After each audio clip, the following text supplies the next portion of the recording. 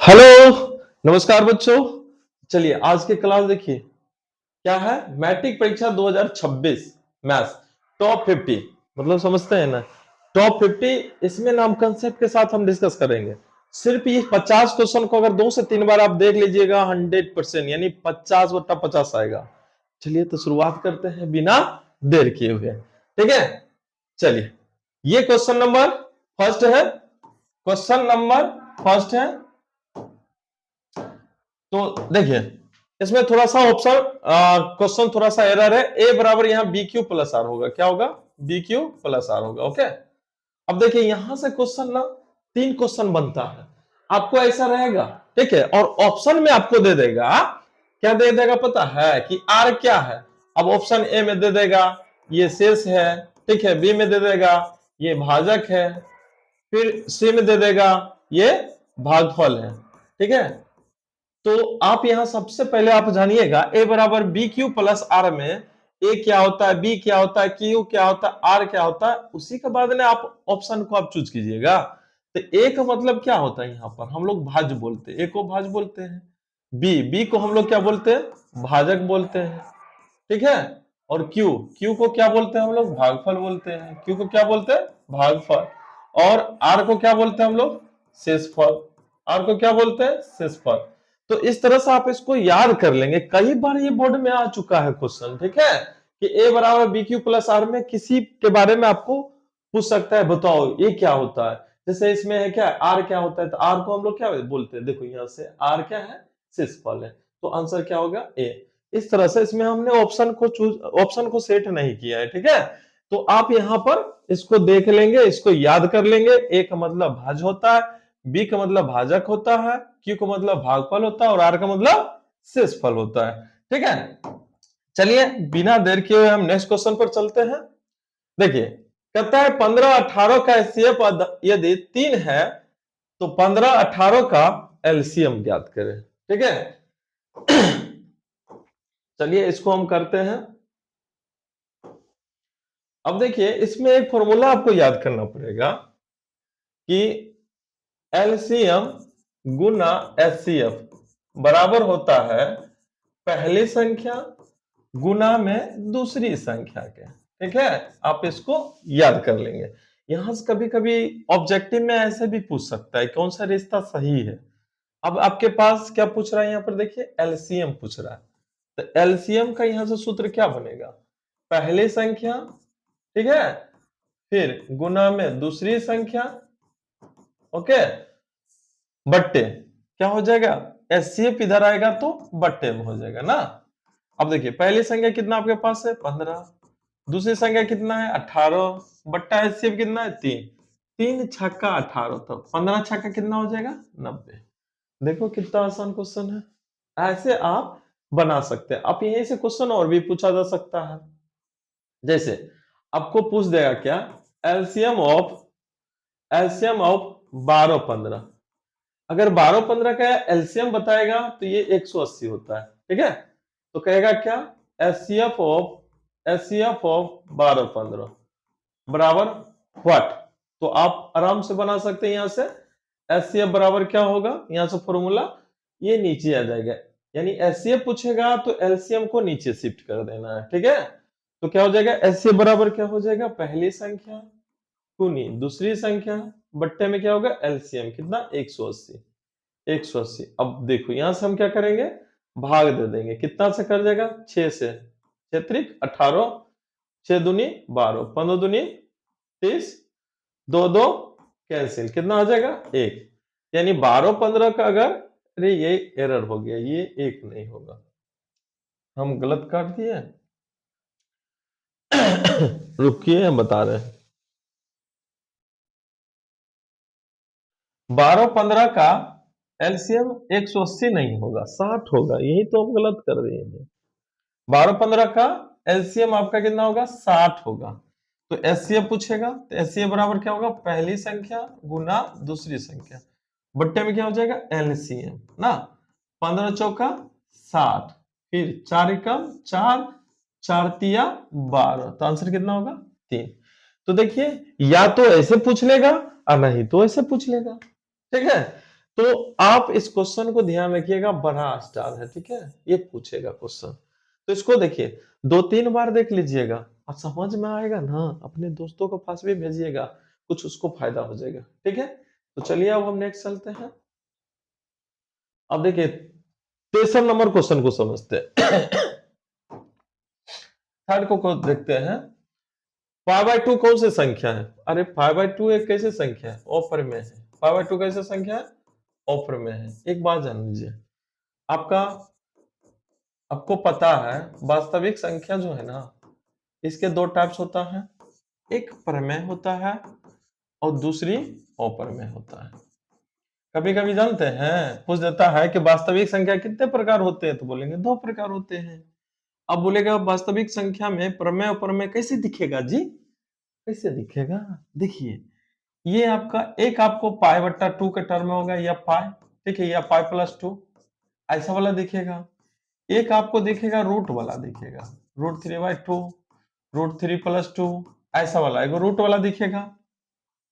और एक आपको ऐसा दिखेगा 1.0100100001, ठीक है, या 1.21221221 इस तरह से होगा। तो अप्रमेय संख्या जो होगा ना, ये 3 तरह का दिखेगा। एक पाई वाला दिखेगा, एक ऐसा दिखेगा, एक ऐसा दिखेगा, ठीक है। जैसे कि आपके एग्जाम में कभी ऐसा भी क्वेश्चन आ सकता है कि बताइए 2.01001001 ये कौन सी संख्या है? ऑप्शन में रहेगा, ये प्रमेय है, ठीक है। अप्रमेय है। तो आप समझते हैं ना इसका आंसर कौन होने वाला है? तो अप्रमेय संख्या, क्योंकि ये देखो थर्ड वाला है ना, तो ऐसे आप मार दोगे, ठीक है। यहां से कन्फर्म है आपको, इस टॉपिक से यहां से 2 से 3 क्वेश्चन आपको रहने वाला है। अब प्रमेय अप्रमेय में समझ जाइए, अगर जो संख्या अप्रमेय नहीं है वो संख्या क्या है? प्रमेय है। एक बात जान लीजिए, एक डाउट आ जाता है बच्चा लोग को, जैसे कि आपको पूछेगा 0.66 ये प्रमेय के ऊपर में, देखिए दोनों में अंतर काफी है। इसमें एक ही संख्या बार बार आता है, ठीक है, अशांत आवृत्ति है ये, औस ये अशांत अनावृत्ति है। यहाँ देखिए एक ही संख्या बार बार आ रहा है ना, इसको हम लोग ऐसे रेकरिंग भी लिखते हैं, ठीक है। ये वाला संख्या प्रमेय होती है, ये वाला संख्या प्रमेय होती है। चलिए, मैं आशा करता हूं कि आपको समझ में आया होगा, ठीक है। देखिए अच्छा लग रहा होगा तो जरूर लाइक सब्सक्राइब शेयर भी कीजिएगा और मेरे चैनल से जरूर जुड़िएगा। मैं आशा करता हूं कि आपको बहुत ज्यादा अच्छा लगेगा, ठीक है। और कुछ ही दिनों बाद आपको हम लाइव क्लास भी देंगे, ठीक है। 10th का पूरा कोर्स हम आपको पढ़ा देंगे, कहीं से कोई डाउट नहीं होगा। मेरा बच्चा बिहार टॉपर वेरिफिकेशन में जा चुका है। एक प्रिंस प्रिया थे, वो इंटर वाला में गई थी, 461 नंबर लाई थे, ठीक है। और 466, 457, 61, 65 ऐसे करके बहुत सारे बच्चे यहाँ से ला चुके हैं। तो आप सब भी जुड़िए, ठीक है, और अपने दोस्तों को भी जोड़िए। पक्का मैं विश्वास दिलाता हूं कि आपको काफी पसंद आएगा, ठीक है। चलिए शुरुआत करते हैं फिर आगे। भाज्य संख्या इनमें से कौन है? अरे भाई सबको पता है ना, भाज्य किसको कहते हैं? जिसका फैक्टर फैक्टर जो है ना 2 से अधिक हो, 2 से अधिक हो, 2 से अधिक। अब हो गया कि फैक्टर मतलब क्या होता है? फैक्टर मतलब क्या होता है? गुणनखंड जिसको बोलते हैं, जैसे 4 का गुणनखंड 1 है, 2 है, 4 है, मतलब कि 1 से भाग लगेगा, 2 से भाग लगेगा, 4 से लगेगा, ठीक है। अगर 3 का फैक्टर 1 और 3, 2 का फैक्टर 1 और 2। अगर यहाँ पे अगर देख रहे हैं तो अभाज्य संख्या है जिसका फैक्टर सिर्फ 2 होता है, 2 होता है, और भाज्य संख्या उसका फैक्टर क्या होता है? 2 से अधिक होता है। तो अब सीधी बात है, इसमें पूछ रहा है भाज्य संख्या कौन है। तो देखिए अगर 9 को आप देखोगे ना, 1 से भाग लगेगा, 3 से लगेगा, 9 से कितने संख्या से भाग लगा? 3 संख्या। इसका मतलब 9 कैसी संख्या बताओ? भाज्य संख्या है, ठीक है। 13 कैसी संख्या है बताओ? 1 और 13 से सिर्फ भाग लगेगा, ये अभाज्य संख्या है। चलिए मैं ऐसा करता हूँ, ये भी समझ में आ गया होगा, ठीक है। चलिए अब क्वेश्चन नंबर 5 को देखते हैं। क्वेश्चन नंबर 5 को देखते हैं। अब देखिए 2x² + 4x + 1 के शून्यकों का योग। अरे बाल है, बहुत आसान क्वेश्चन है। बहुत आसान क्वेश्चन है और यहाँ से कन्फर्म है, पक्का पूछेगा, तुम देख लेना, कल के पेपर में तुम देख लेना। यहाँ देखिए फॉर्मूला देखो, यहाँ पर शून्यकों का योग जो है ना अल्फा प्लस बीटा, ये होता है फॉर्मूला माइनस बी बाय, और अल्फा इंटू बीटा जो होता है ना वो सी बाय ए होता है। और ये देखिए इस स्टैंडर्ड फॉर्म में होना चाहिए x square plus b x plus c, ठीक है। तो यहां से अगर कंपैरिजन करोगे तो ए का मान आपको कितना मिलेगा 2, बी एक्स के गुणांक को बी कहते हैं, एक्स के पीछे कितना है बोलो 4, सी अचर पद 1, तो इस तरह से हम निकाल लिए। अब यहां से देखिए हमको पूछा है शून्यकों का योगफल, यानी alpha plus beta minus B by, तो बी का मान कितना 4 यानी -4, ए का मान कितना आपके पास है भाई मेरे 2। अब इसको भाग कर दो, 2 एकम 2, 2 दूनी 4, आंसर कितना आ जाएगा -2। और वहां आपके ऑप्शन में क्या रहेगा -1 -2 6, बताओ इसमें टिक मार देना, ठीक है। समझ रहे हैं ना कितना मजेदार है। यहीं पे अगर पूछता कि बताइए शून्यकों का गुणनफल, क्या पूछ देता, शून्यकों का गुणनफल, शून्यकों का गुणनफल, इसका मतलब क्या होता है भाई मेरे अल्फा इंटू बीटा, क्या होता है सी बट्टा है, सी बट्टा है। आपके पास सी कितना है 1, सी कितना है 1 और ए कितना है 2, तो आंसर कितना होता है 1/2, ठीक है। और देखिए एक क्वेश्चन और यहाँ से पूछता है, बड़ा अच्छा क्वेश्चन रहता है, ठीक है। क्या क्वेश्चन जानते हैं, कभी कभी ना 2x² प्लस 3x प्लस के दे देगा। चलो इसको आगे करते हैं, इसमें ना क्वेश्चन आपको आगे होगा, ठीक है, आगे होगा, ओके। इसको हम आगे बता देते हैं। चलिए अब देखिए क्वेश्चन नंबर 6 है, शून्यकों का गुणनफल, अभी तुरंत बताया आपको ना। देखिए शून्यकों का गुणनफल मतलब अल्फा इंटू बीटा, और फॉर्मूला क्या होता है सी बट्टा है, सी बट्टा है। और सी कैसे हम लोग चूज करते हैं, हमने आपको बताया x² plus b x plus c, इससे तुलना कर दो द्विघातीय बहुपद का स्टैंडर्ड फॉर्म, द्विघातीय बहुपद का व्यापक रूप से तुलना कर देना है। तो यहां से मेरा a का मान x² के पीछे कितना है 5, और x के पीछे कौन है मेरा भाई b, b का मान कितना हो जाएगा 2, c का मान कितना हो जाएगा 1। क्या पूछ रहा है शून्यकों का गुणनफल, शून्यकों का गुणनफल सी बट्टा है, सी आपके पास कितना है 1 और सी बट्टा है ए कितना आपके पास है 5, तो आंसर कितना हो गया 1/5। चलिए मैं ऐसा करता हूं कि पक्का समझ में आया होगा।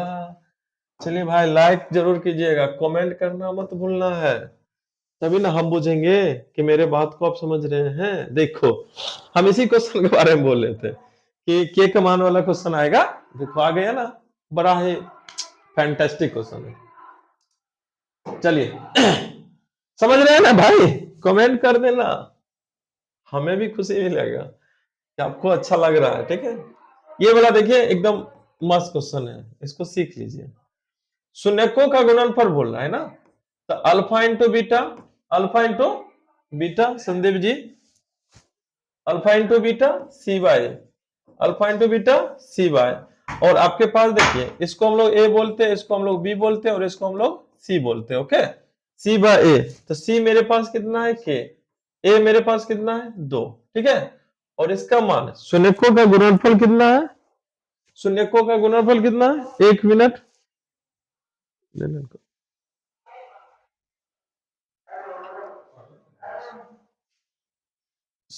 अल्फा इंटू बीटा कितना दिया हुआ 3, ठीक है, के बाय 2 ना। अब यहां से देखिए क्रॉस गुना कर देना है, क्रॉस गुना कर देना है, ठीक है, क्रॉस गुना कर दीजिए, तो ये के बराबर कितना होगा 3 दूनी 6, 3 दूनी 6। तो इस तरह से इसका मान कितना हो गया 6 हो गया, कितना हो गया 6। कैसे निकाले फिर से समझते हैं। अल्फा इंटू बीटा क्या होता है सी बट्टा ए, alpha into beta c by, alpha into beta का मान आपके पास कितना दे रखा है 3, हम यहाँ पर पुट कर देंगे, ओके। अब देखिए यहाँ से सी, सी का मान कितना दे रखा है सी, सी का मान आपका के है, तो हम के रख दिए, ए का मान आपके पास कितना है 2, तो रख दिया। अब यहाँ से क्रॉस गुना सबको आता है ना भाई, यहाँ से कर लो गुना, तो के होगा 3 दूनी कितना होगा 6 होगा। बड़ा ही अच्छा शानदार लाजवाब गजब क्वेश्चन है, इसको ध्यान रखना है, ठीक है। चलिए तो अब हम आगे शुरुआत करते हैं, सॉरी शुरुआत नहीं शुरू करते हैं।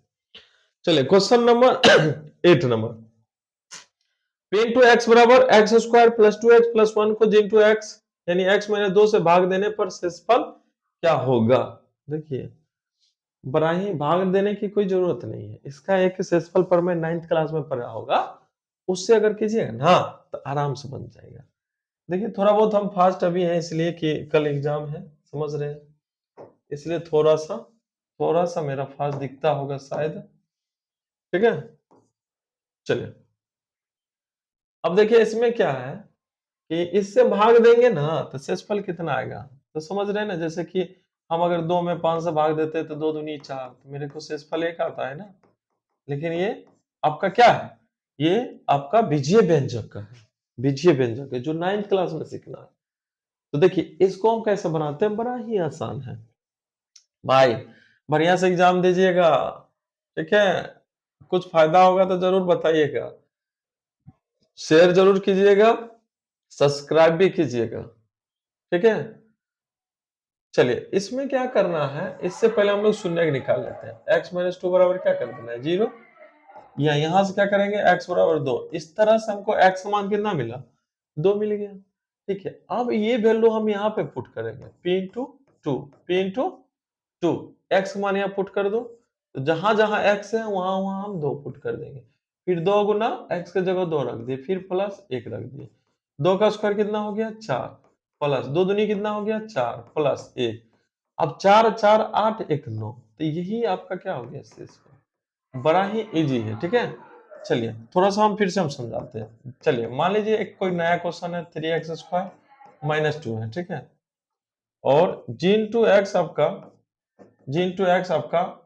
x माइनस 3 है, कहेगा कि इससे अगर इसमें भाग दोगे तो शेषफल क्या मिलेगा, तो इसको हम क्या करेंगे, 0 का बराबर करेंगे, और यहां से आपको क्या मिला 3 मिला, अब 3 के मान इसमें हम पुट कर देंगे। ठीक है, अब देखिए 3 गुना 3 का स्क्वायर माइनस 2, अब कितना होगा, 3 गुना 3 का स्क्वायर कितना होता है बोलो 9, माइनस 2, 9 तिया 27 माइनस 2 कितना बचा 25। तो इस तरह से स्टूडेंट्स आप इसको निकाल सकते हो, ये क्वेश्चन आ जाता है आपके पेपर में। ठीक है, और देखिए 2-3 बार इसको करके आपको देख लेना है। ठीक है, 2-3 बार इसको कर करके आप देख लीजिएगा, आपको जरूर फायदा होगा। ठीक है, 50 नंबर नहीं आएगा ना, 50/50, तो फिर हमको कहना एकदम श्योर आएगा।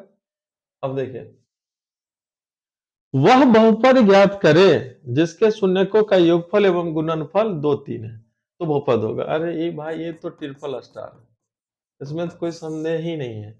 आपको ये जो क्वेश्चन होता है ना, ये 2 मार्क्स का भी पूछ सकता है। चलिए देखिए इसका सूत्र याद करना है, द्विघातीय बहुपद, द्विघातीय बहुपद बराबर x square minus alpha plus beta into x plus alpha into beta. इस फॉर्मूला की याद रखिए, आपको आसानी से बन जाएगा। फिर एक्स स्क्वायर है माइनस ये जो है ना अल्फा प्लस बीटा का मान कितना है, देखो पहले योगफल है, तो योगफल कितना आपके पास है 2। ठीक है, तो योगफल की जगह हम 2 पुट कर देंगे। ठीक है, क्या पुट कर देंगे, योगफल की जगह हम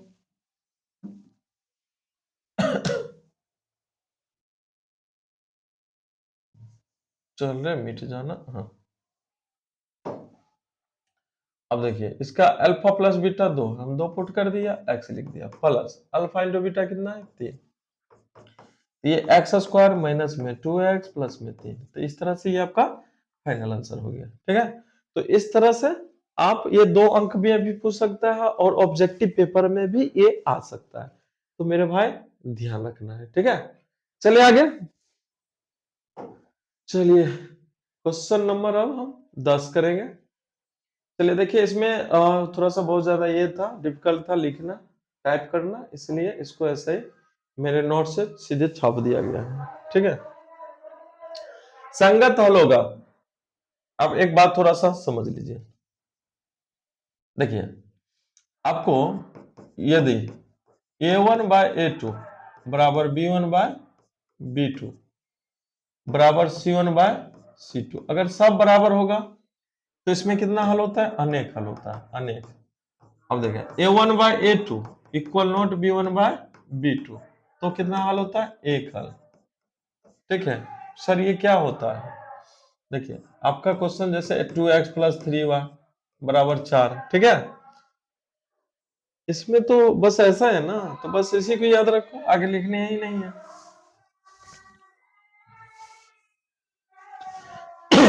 एक हल होगा। अब देखिए a1/a2 बराबर b1/b2 इक्वल नॉट c1/c2। इसका कोई हल नहीं, इसका जो होगा वो कोई हल नहीं, कोई हल नहीं, इसका कोई हल नहीं होगा। ठीक है, एक बात ध्यान रखो, ध्यान रखना है भाई मेरे, कि अगर सबके सब बराबर होता है तो इसका अनेक हल होगा। अगर a1/a2 इक्वल नॉट b1/b2 तो इसका एक हल, और ये दोनों मिला के एक हल हो या अनेक हल हो तो उसको हम लोग बोलते हैं संगत हल। क्या बोलेंगे? संगत हल, संगत हल। ठीक है, और ये तो कोई हल नहीं है, बस ये पेपर में है, यहाँ संगत हल होगा। तो देखिए सबके सब बराबर है, उसके बाद देखिए a1/a2, तो इसका जो आंसर होगा आपका कौन होगा? ये दोनों ना होना चाहिए, दोनों होगा, इनमें से कोई नहीं दिले हैं, लेकिन आपका ए एवं सी ऐसे करके यहाँ लिखा होना चाहिए। जी डी ऑप्शन है ना, क्या लिखा रहना चाहिए? ए एवं संगत हल होगा यदि, ठीक है, तो ये कंडीशन फॉलो होना चाहिए और ये कंडीशन, यानी ए एवं सी दोनों हो जाएगा। ठीक है, मैं ऐसा करता हूं आपको समझ में आ गया होगा। चलिए अब क्वेश्चन नंबर हम अगला चलते, क्वेश्चन नंबर 11। देखिए हम मेहनत करने, आप जरूर देखिएगा, रात में इसको क्या करना है मेरे भाई, 2 बार 3 बार इसको देख लेना है, आपको बहुत ज्यादा फायदा होगा। थोड़ा सा मेरा आवाज ना फंस गया है, हल्का सा खांसी आ गया, आप लोग दुआ कीजिए जल्दी ठीक हो जाएंगे। ठीक है, तो आपके थोड़ा सा और फायदा कर देंगे, संस्कृत में भी लेकर आ जाएंगे, साइंस का भी एगो सीरीज लेकर आएंगे, और देखना उसी इसी पेपर से यू मिलेगा। ठीक है, अभी जैसे इस पेपर को देख रहे हो ना, देखिएगा एग्जाम में जब पेपर मिलाओगे तो कहे सर जो आप एक्सप्लेन कर रहे थे ना, सब वही सब छप गया पेपर में, पक्का। अब देखिए इसी आधारित है आपका 2x प्लस 3y बराबर 4 है, क्या x प्लस 5y बराबर 2 है, तो के किस मान के लिए कोई हल नहीं होगा। कोई हल नहीं का कंडीशन होता है मेरे भाई, b1 बाय, पहले देखो a1/a2 बराबर b1/b2 इक्वल नॉट c1/c2, ये होता है। ठीक है, कोई हल नहीं। अब देखिए इसमें क्या है, a1 कितना है 2, फिर कितना है बोलो k, फिर 3/5, फिर 4/2, नहीं। अब यहां से क्या करना है बोलो, क्रॉस गुना, ई इक्वल नोट है ना, अब यहां से क्रॉस गुना कर दो, एक बार इसको कर दो, यहाँ पर 3k मिलेगा, ये 5 दूनी 10 मिलेगा। ठीक है, यहां से k बराबर देखोगे तो 10/3, एक ये हो गया। ठीक है, या आप ऐसे बोल सकते हो, या इसको यहाँ के बराबर करोगे तो क्या मिलेगा, 2/k इक्वल नोट 4/2, यहां से क्रॉस गुना करोगे तो ये कितना मिलेगा आपका 4k, 2 दूनी 4, या k इक्वल 4/4, कट गया तो कितना हुआ 1, यानी इक्वल नोट k का मान 1 के बराबर नहीं होगा। तो देखिए यहाँ पर अगर ऑप्शन में देखिएगा ना, तो यहाँ पर सब में इक्वल नोट लिखल है, कि किस मान के लिए कोई हल नहीं होगा, लेकिन यहाँ पर बराबर होना चाहिए 10/3, यहाँ पर ये इक्वल में होगा, बी में k इक्वल कितना आएगा 10/3 होगा। ठीक है, तो इस तरह से क्वेश्चन नंबर 11 को भी समाप्त कर दिया। चलिए अब हम लोग नेक्स्ट क्वेश्चन पर चलेंगे। चलिए अब देखिए, अब क्वेश्चन नंबर 12 को देखते हैं। ठीक है, क्वेश्चन नंबर 12 को देखते हैं, द्विघात समीकरण कौन सा है। तो देखिए सबसे पहले क्या है, द्विघात समीकरण का आपको व्यापक रूप जानना है। अगर ax² प्लस bx प्लस सी इक्वल 0, अगर इस फॉर्म का है ना तो उसको हम लोग द्विघात समीकरण कहते हैं। अब इसका बहुत सारा आ सकता है, जैसे देखो 4x² प्लस 2x प्लस 1 बराबर कितना 0, 3x² प्लस 3x माइनस 1 बराबर 0, यानी इस रूप में जो होगा ना वो क्वाड्रेटिक इक्वेशन कहलाता है। ओके, तो आप यहाँ देखेंगे द्विघात समीकरण कौन है, अब देखिए इसमें तो बराबर है ही नहीं है, ऐसा कहा है तो ये तो होगा नहीं, ये है लेकिन स्क्वायर यहाँ है, यहाँ नहीं है, ये भी नहीं होगा, तो आंसर ये होगा। तो इससे आपको बच्चा क्या करना है, मैच कराना। अगर इससे मैच कर गया ना तो फिर वो क्वाड्रेटिक इक्वेशन आपका होगा। ठीक है, यहां से भी आपको पेपर में आपको क्वेश्चन दिखने का मिलेगा। देखिएगा, इससे आप तुलना करना है, ऐसा है तो है, नहीं तो नहीं है। अगर यहाँ पर देखिए एक्स स्क्वायर माइनस 4, क्या ये है? नहीं। क्यों नहीं है सर? क्योंकि ये बराबर में 0 कहाँ है गुरुजी? बिल्कुल नहीं है। ठीक है, एक्स स्क्वायर माइनस 4x ये है? हाँ है। या कभी एक्स स्क्वायर माइनस 2x बराबर 1 ये है? बिल्कुल है। क्यों? इधर लाइए, x square minus 2x plus 1 बराबर 0 आ गया ना। ये क्वाड्रेटिक इक्वेशन है। तो आप ध्यान रखना है, कंसेप्ट को आप समझ जाएंगे तो फिर आपको दिक्कत नहीं होगा। ठीक है, दिक्कत बिल्कुल भी नहीं होगा। ठीक है, अब क्वेश्चन नंबर हम लोग 13 पर चलेंगे। क्वेश्चन नंबर 13 पर चलेंगे। ठीक है, क्वेश्चन नंबर 13 पर और लेकर आ जाओ ना, कॉफी लेकर आ जाओ। नहीं है, ले आओ। हेलो, चलिए देखिए बच्चा, इधर आ जाइए। अब क्वेश्चन नंबर 13 को देखते हैं। क्वेश्चन नंबर 13 को देखते हैं। क्वेश्चन नंबर 13 को देखते हैं। एक्स स्क्वायर माइनस 9 बराबर 0, इसका मूल बताना है। तो देखिए यहां से क्या करना है, एक्स स्क्वायर बराबर कितना, 9 उधर जाएगा तो प्लस में हो जाएगा। यहाँ एक्स बराबर कितना, 9 का वर्गमूल होगा, और ये आंसर प्लस माइनस 3 होगा। ठीक है, हमने आपको इसके बारे में बताया था एक शॉर्ट टाइप वीडियो में। ठीक है, उसमें देखिएगा, यहां से आपको जानते हैं ना, ये वाला 2 नंबर का भी पूछता है, 2 मार्क्स का भी पूछता है, ऑब्जेक्टिव में भी मिलेगा। ठीक है, याद रखना है। कभी कभी जानते हैं इसमें फंस जाता है, एक्स स्क्वायर माइनस 3 है बराबर 0, कहेगा इसका मूल ज्ञात करें, यहाँ पर बच्चा फंस जाता है। अरे फंसने वाला कोई बात नहीं है, आराम से बनेगा।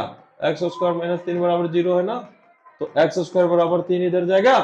ठीक है, एक्स बराबर कितना होगा, 3 का वर्गमूल, और प्लस माइनस √3 लिखना मत भूलना। ठीक है, तो ध्यान रखना इस बात को भी। ओके, देखिए हम देखते हैं, प्रयास करते हैं, शॉर्ट टाइप का भी क्वेश्चन हम कुछ लेकर आ जाएंगे। ठीक है, जो आपके पेपर में पूछेगा।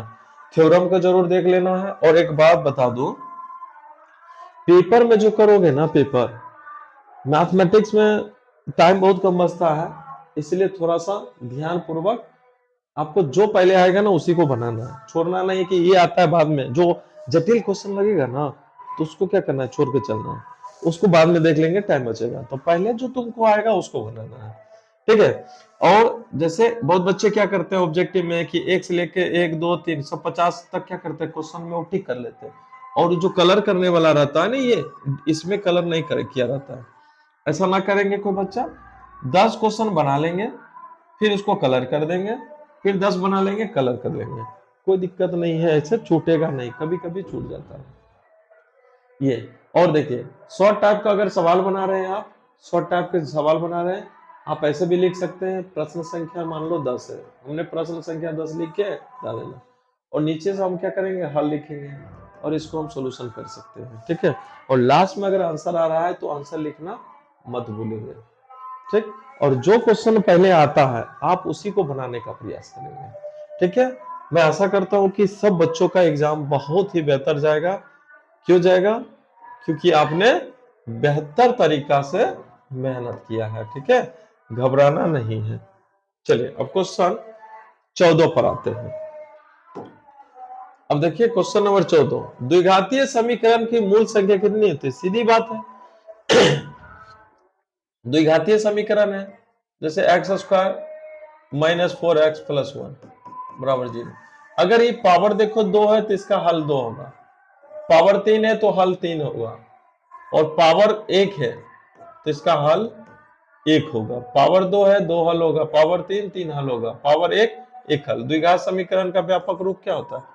X square plus b x plus c बराबर 0। ठीक है, तो इसका हल कितना होगा? मूल संख्या कितनी होती है? 2 होगा। कितना होगा? ऑप्शन में रहेगा 1, फिर रहेगा 2 3, तो ऑप्शन बी में टिक करेंगे। चलिए क्वेश्चन नंबर 14 हो गया। 15 के बाद थोड़ा सा हम कॉफी पिएंगे, फिर हम आपको बताएंगे। ठीक है, चलिए, क्योंकि लगातार नहीं बोल पाते हैं, थोड़ा सा खांसी भी है। देखिए इतना हम मेहनत कर रहे हैं आप लोग के लिए, बस थोड़ा सा प्यार दीजिएगा, ठीक है, अच्छा लगे तो कमेंट लाइक भी कीजिएगा और आपके दोस्तों तक पहुंचा दीजिए, शेयर कीजिएगा। हाँ, उन लोगों को शेयर कीजिएगा जिनको इस चीज की जरूरत है, उनको, बाकी नहीं। ठीक है, एपी है तो एपी देखो, एपी कहते हैं किसको, जिसमें दो पदों के बीच के अंतर समान हो, जैसे 2 4 6 8।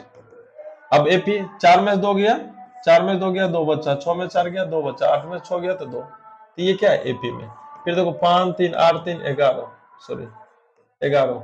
अब देखिए यहाँ पर आपको 8 में से 5 गया 3, 11 में 3 गया, सॉरी 11 में से 8 गया 3, तो ये भी क्या है एपी है।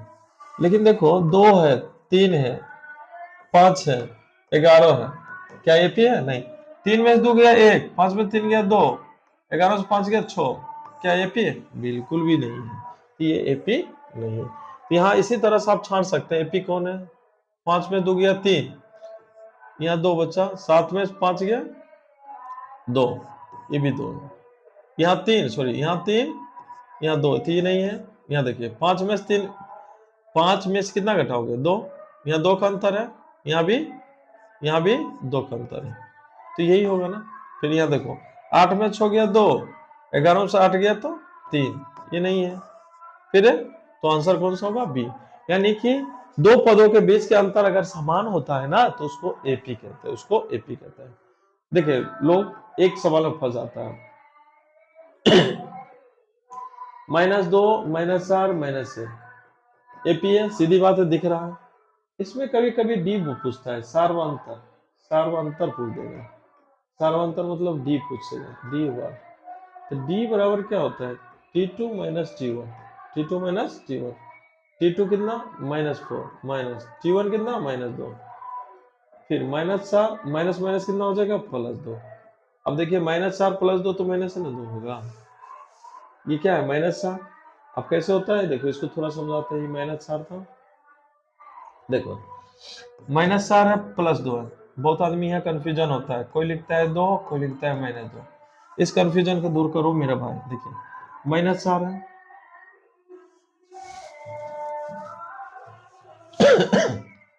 इसको आप लिख सकते हैं -2 -2 +2 पहले से। ठीक है, -2 +2 मिलकर क्या इतना होता है? 0। तो कितना बचेगा मेरा भाई? -2 ही ना बचेगा। तो इस तरह से इस कंफ्यूजन को हटाओ। फिर देखो कभी कभी क्या करता है, -8 है +5 है, इसका आंसर पूछेगा। तो इसको आप क्या, इसको +5 है तो -5 के बराबर पहले करो, तो एक होगा -5, ठीक है, और +5 है, तो इसमें कितना बचा? -3। इसमें कितना बचा? इसमें कितना बचा? -3। तो आप -3 लिख देंगे, -3 -5 -8 हो गया। ये -5 +5 कैंसिल आउट, तो कितना हो गया? -3। तो प्लस माइनस में आप यहाँ पे कंफ्यूजन कोई नहीं करेंगे। ठीक है, चलिए मैं आशा करता हूँ कि 15 तक आपको कोई दिक्कत नहीं हुआ होगा। हम कहते हैं ना, हम देखिए इसमें आपको 50 क्वेश्चन मिलेगा, आप सिर्फ इतना कर लीजिए 2-3 बार के 100% करने का मतलब कि 50 ऑब्जेक्टिव बनाना है, 50/50 आएगा, ये मेरा गारंटी है। बस इसको 2-3 बार देख लीजिए, समझ लीजिए। ठीक है, तो बस 2 मिनट का ये लेते हैं।